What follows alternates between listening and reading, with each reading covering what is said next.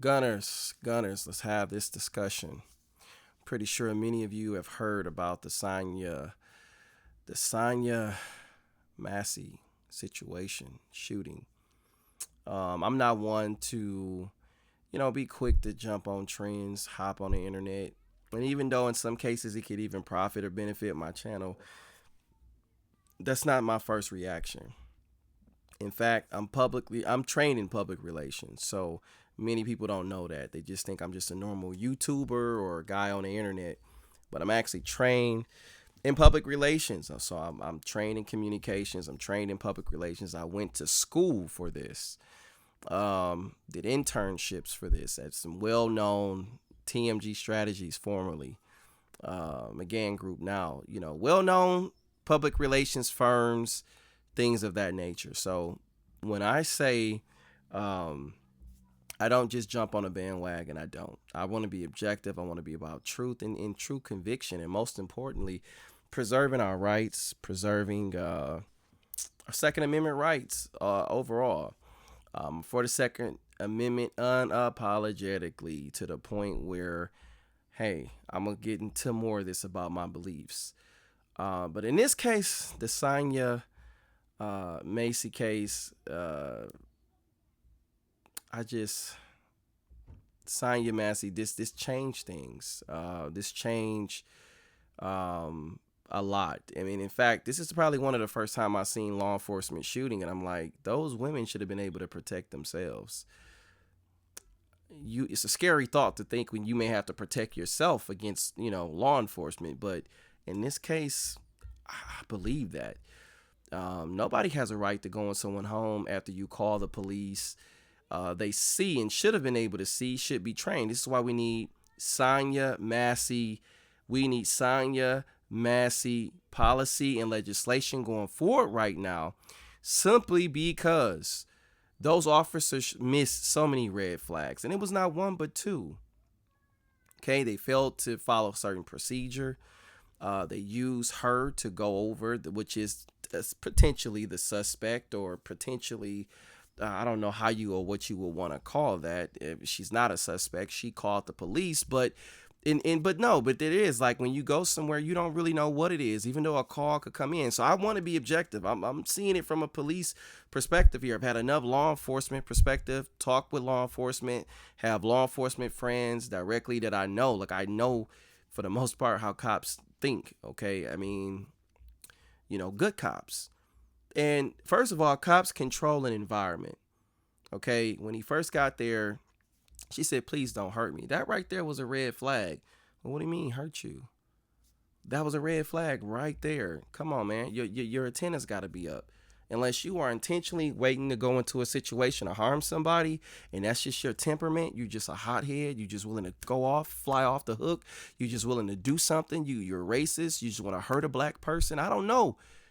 Just like you don't know what you're walking into, cops don't. Now, black people and just people in general, because I've seen cops hurt Caucasian individuals. To me, this is a police state issue, and we need reform. This is not.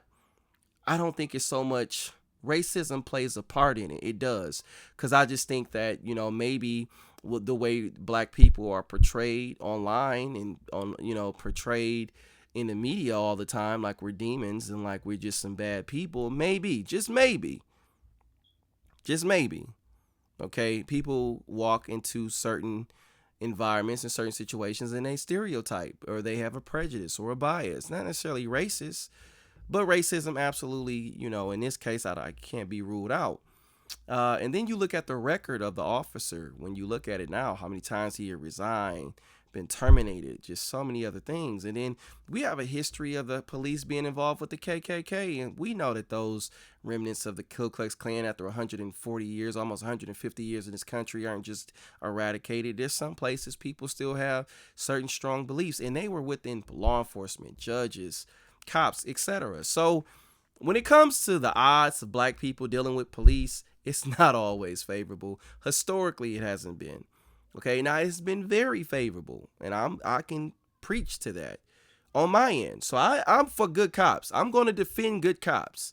In my personal opinion, that cop shouldn't have even made that call for Sonya Massey, simply because it was a mental health call. They should have had a social worker to go out, someone to go out and take care of that situation from that perspective. But the cop should have been trained. He should have seen the cues that something was wrong from the start of when they got there. But again, it made me think after seeing this, and this is one of those videos I can't watch it twice. I mean, I've watched aspects of the video, different aspects, but not the violent, gruesome part. I watched originally, and I'm glad I followed back up. But I heard when the first initiation of it, I don't think this cop, unless he did and it was some type of real vindictive and malicious agenda that we're not aware of. I mean, he didn't seem like he went there to hurt nobody. So then the second thing would be, okay, if he didn't go there to hurt nobody, and I'm talking about at the front door, once he got into that altercation, he absolutely was trying to hurt somebody. Like, he didn't care. And then he stepped into, I don't know if y'all caught that from the video, he stepped into the sight of her. She went down with the pot and said, "I'm sorry." And he stepped into her. He couldn't even make a clear shot of her. He stepped into harm's way. He could have retreated. He has backup. He could have did a lot of other things. He could have used pepper spray. He could have used his taser. There's a lot of things, if he felt his life was in danger, he could have did, and he didn't do it. He wanted to shoot that girl. Like, that bothers me. But from the initial start of it, from the front door, he said, "Why would we hurt you? Why would we hurt you? You called us." So I'm just a little concerned, like, yeah, even if you didn't call him, bro, like, I mean, that don't give you a right, to hurt nobody. Even if a person is guilty of a crime, that doesn't mean you kill them. That don't mean you hurt them. That's just not what you do. Not in America. Third world countries, maybe. Not in America. We do not do those type of things, okay? That's not what you do. That's not what we do here in America. It's not okay. It's not acceptable. Black and African Americans and other individuals in black and brown, but even other poor white individuals have had a very bad experience with law enforcement here. And we got to talk about this. This changes everything with the Sonya Massey case. It situation shooting. Thankfully, it was deemed a homicide. I don't know if he's charged. I haven't kept up on all, and I'm going to keep speaking about this as things unfold. But he should be charged with homicide. I don't know if it's a second degree homicide or something, but not even that. When you see how gruesome that was, he didn't have to shoot her. He didn't even wait to see if she threw water. He just, "I'll shoot you in your effing face." You know what I mean? Like, that ain't even professional conduct as a cop. And let me just say this in defense of good cops. Good cops are people friendly. Good cops care about people.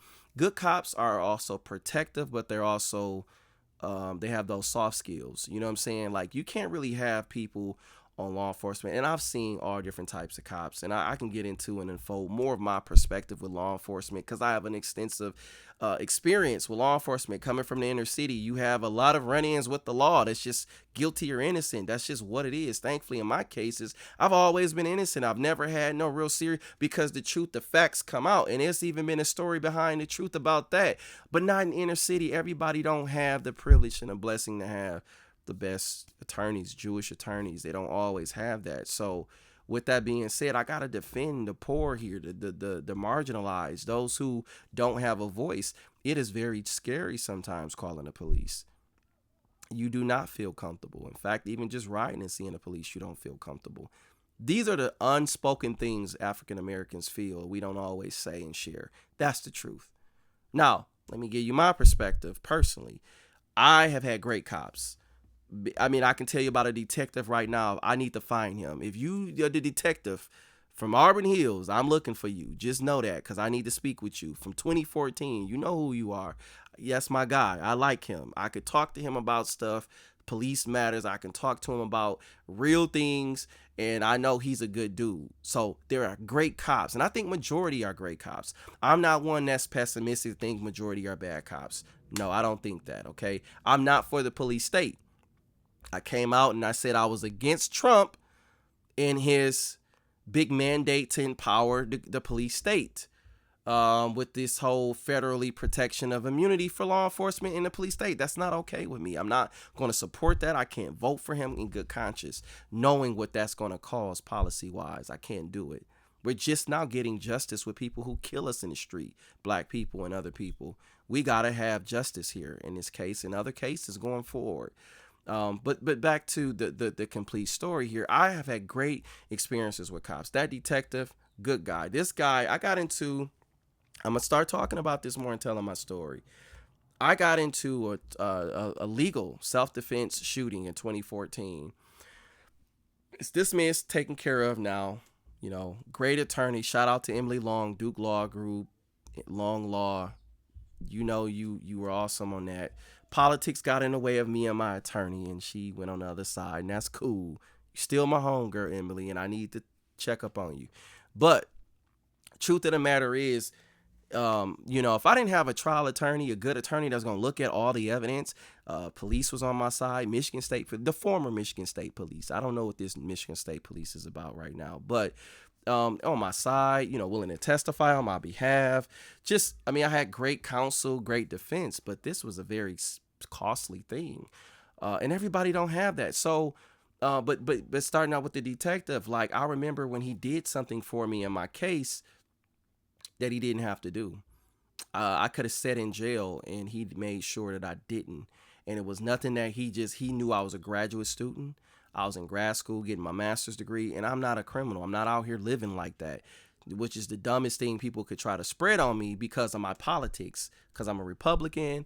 I went against the political establishment in Michigan, so people like to try to, use my name, throw it through the mud, used to try to do a lot of other things, you know what I mean, to affect me and affect my livelihood, etc.